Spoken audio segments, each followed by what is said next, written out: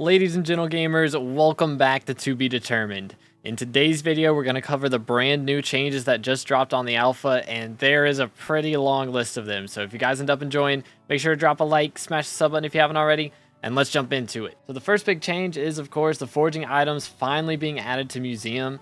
If we go over to armor sets, you'll notice the canopy armor is in here. It has been in here, but there is now also the fig armor and the mangrove equipment. No new weapons were added, but they did give some extra XP to adding Tormentor, and I think the Hellstorm wand also gives extra XP for adding it in here. But most of the items that were added are in the rarity section.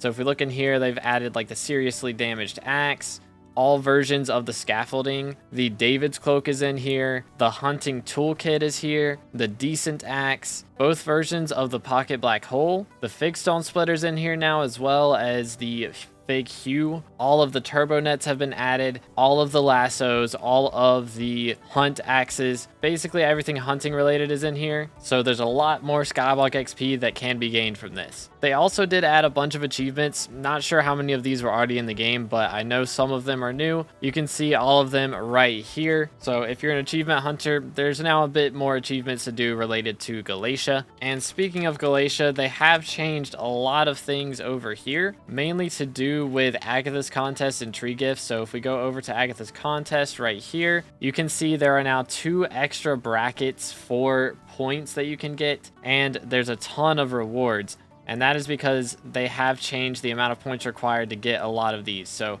common bracket, you need 25 points. Uncommon, you need 250. Rare, you need 1,000. Epic, 2,500.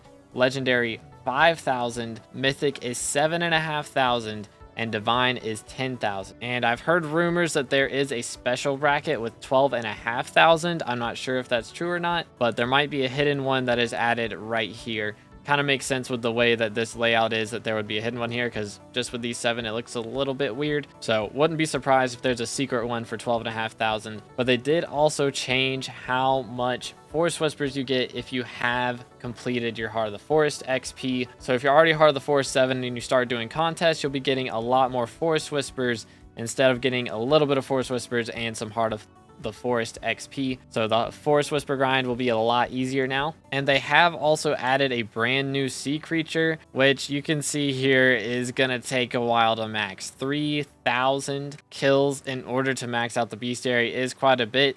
Thankfully, they have made the bestiary grinding a bit easier. So while you're fishing here on Galatia, you will only be able to catch the Galatia fishing mobs unless there's an event going on. So if it's like a fishing festival, you'll be able to catch sharks. If it's spooky, you'll be able to catch spooky mobs. But other than that, you should only be catching the bogged sea creatures and all these other Galatia sea creatures that exist here. And the bogged does have a shard, which is called Creature Fisher. And you may notice this is the same as the shard from Sea Archers. That's because they deleted the shard from Sea Archers and just transferred it over to the bogged. So if you already have the Sea Archer attribute maxed, don't worry, you don't have to do anything with the bogged for that sea creature shard. It'll just be maxed, just the look of it will be different and the name will be changed. But if you don't have this maxed yet, you won't be getting it from hunting sea archers anymore. You'll have to hunt these bogged sea creatures in order to get the shard. They did also add 2 other new attributes. So if we look at this one right here, this one's called Chop. It is a 0.15% drop from fig tree gifts and 0.25% drop from mangroves. So you'll need 48 of them to max it, but once you do have it maxed, it will give you a 100% chance to chop an extra log on top of the ones that your sweep will normally chop. So an extra shard to help you out with your foraging. There is also a new shard for the Titanoboa. So this one's going to give you extra double hook chance while fishing on the backwater bayou. And it is from hunting a Titanoboa with a pocket black hole or with salts. So you're definitely going to want to loot share with some friends to be able to grind this shard out if you are going to grind it manually instead of buying it on Bazaar. But you may notice while you're doing this that you don't actually get any hunting XP from loot sharing other people's hunts anymore. So that is a big change that they've added with this update. So hunting ghosts with your friends is still going to be good for getting shards, but it's not actually going to give you that much hunting XP anymore. So Invisibug hunting is probably going to be the best way to get XP after this update drops on the main server. Now, if we go over to Kuudra, they have also changed a few things here with the loot pool. So basic through burning tier, you will be guaranteed to drop a single shard, and same for fiery and infernal. But with fiery, you will have a 25% chance to drop a second shard, And with Infernal, you'll have a 50% chance to drop a second shard. So the amount of shards you're going to be getting from Kuudra is a lot lower as far as the Kraken shards go. But to compensate for this, they have made the fusion for Daemon shard a bit easier to do. So it's still going to cost you 10 Kraken shards to make a Daemon shard, but instead of only making 1 for 10, you'll be making 2 per 10. So although Kraken shards are going to be a little harder to get, they won't be needed as much for the Daemon shard. They've also made a change for M7. So normally you'll drop Apex and Power Dragon shards just from like high level chests, and generally they're not profit, but they have just made it so that they will drop from emerald chests and higher guaranteed, and it won't affect the cost of the chest. So it's just kind of a bonus attribute that you're going to be getting on top of whatever you normally drop. So you'll either be getting an extra Apex or a Power Dragon shard on every single run where you open an emerald or higher rarity chest. They have also fixed the shell-wise shard issues that were going on in M7 and F7 with Goldor and Storm that shot their Wither Skulls and it actually did knockback.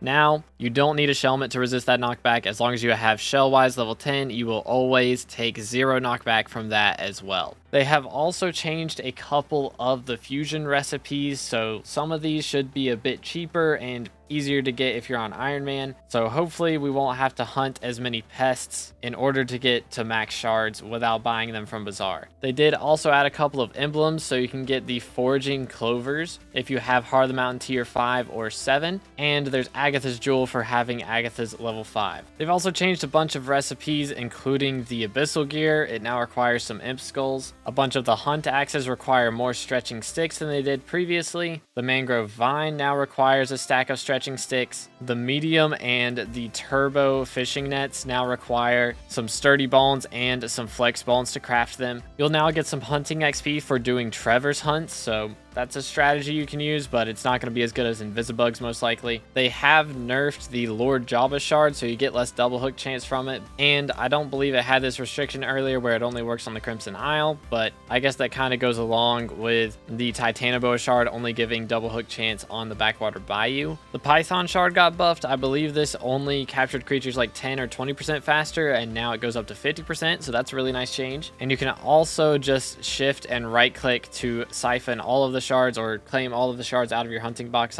instead of having to just hold down the button or click them one at a time. But you will need at least 1 chameleon shard for the brand new Abiphone contact that they just added to Galatia. So if we head over to the Kiara NPC that normally sells the reptiles, she's over in this section right here, this house, then you can get her Abiphone contact by just giving her a chameleon shard. And once you have her contact, she'll have 1 extra of each shard in stock, so you can buy an extra shard per day. They also nerfed Tina's chapters here, so for this one that used to require getting 100 salt kills, you now only need 25, so it's going to make that grind a lot easier, literally 4 times faster than it was before. They also made phantoms less annoying. They won't deal any damage, and whenever you catch them out of the air, they won't like dive down really fast like they usually do. And they also made it so axolotls will focus on the first person that they see. So if you are trying to catch an axolotl and it goes to yellow and then somebody else comes close and it goes back to red, it won't actually go back to red anymore. It'll just stay yellow and you'll be able to catch it faster. They also made shulkers aim a little bit more accurate, so hitting the bullet back at them shouldn't be as difficult. And those are just some of the QOL changes that were added for foraging with this update. Again, the list is very long, so I tried to go over the important ones, but there's still a lot of other things that were added with this. But let's talk about the main part of this update that is actually new stuff, which is actually over on the Spider's Den. If we head over and go down to this new house right here, we can just talk to these NPCs. Micah will have some dialogue, and after you've gone through his dialogue, you can talk to Ike right here. And when you talk to him, he will show you all of the different mob types. So they're basically putting all of the different types of mobs as an actual stat in the game. So there's airborne mobs, animal mobs, aquatic mobs, arcane. There are a ridiculous amount of different types of mobs that you can catch or hunt or kill in here. So plenty of new things to check out.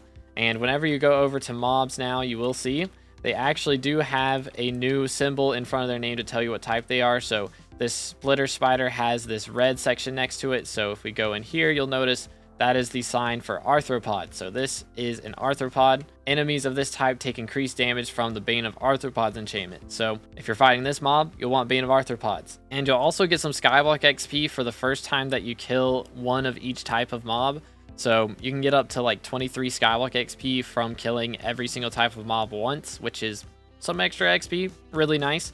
And you will notice I have done this and I have gained enough XP to get to level 520. Unfortunately, there is not a new level prefix, so we are staying on dark red, at least for now. Hopefully we get a new color before too long, but at the moment 480 plus and 520 plus are both dark red. But those are all of the main changes added with the alpha update, so if anything different is changed or some major adjustments are made by the time this comes to the main server, I'll make another video about it. But as far as how everything is right now, that's all you really need to know. But if you're interested in the little things that I missed that I didn't talk about, there are the patch notes linked in the description below if you want to see all the little details. But that's going to be all for me today, so hope you guys enjoyed. I'll see you in the next one. Have an amazing rest of your day, and God bless.